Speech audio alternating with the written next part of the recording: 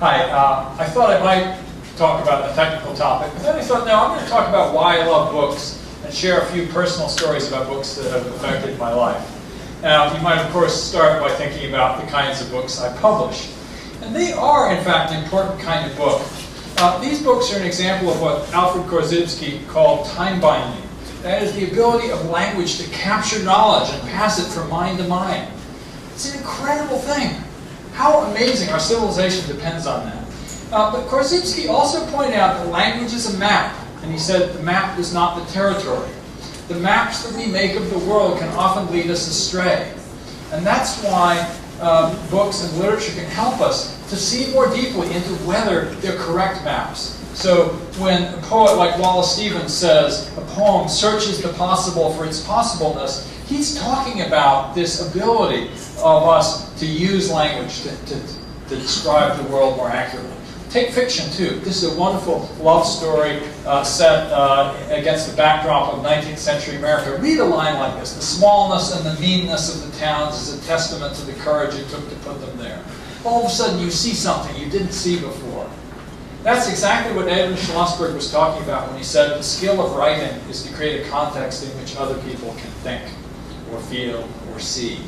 And that's what I've tried to do in my own writing. When I wrote a piece like The Open Source Paradigm Shift, or What is Web 2.0, or Government as a Platform, or the way we frame things in the Maker Movement, I'm trying to tell a story that's a map of the future that will help us to see where things are going and hopefully to take fewer wrong turns. This is also what you see in books of philosophy.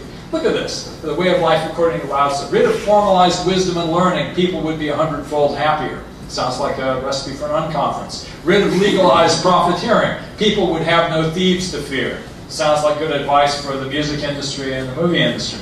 That's what John Cooper Powers talks about in this book, The Meaning of Culture, one of my favorites. He says, culture is literature, art, music, and philosophy put to work in your own life.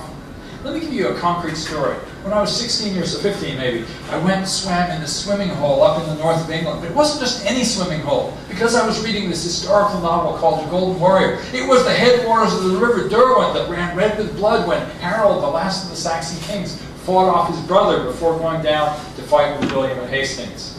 And that book also had this incredible concept which shaped my business career about leadership as a compact of mutual loyalty between a people and his followers. And that was what also got my imagination in Dune in the early parts of that book.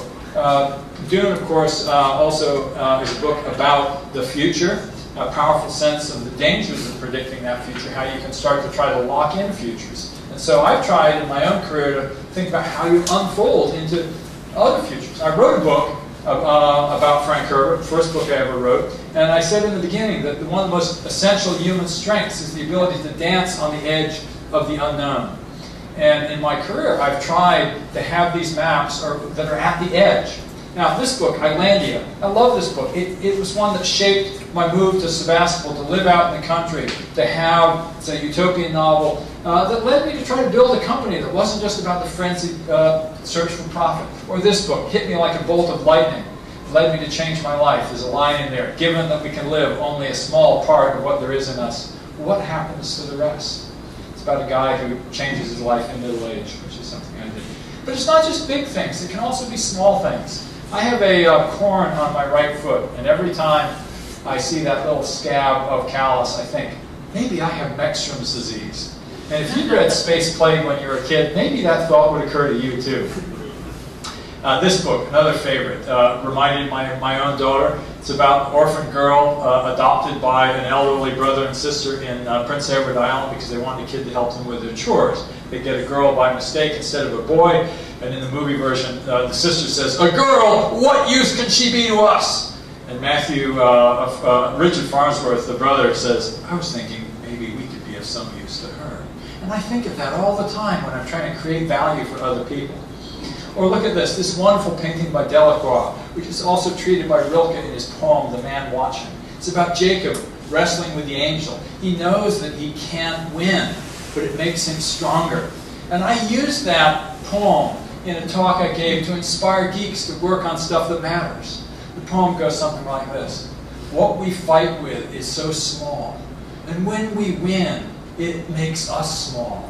what we want is to be defeated decisively by successively greater things. Now, that's an invitation to all of us to go out and try to change the world. Thank you very much.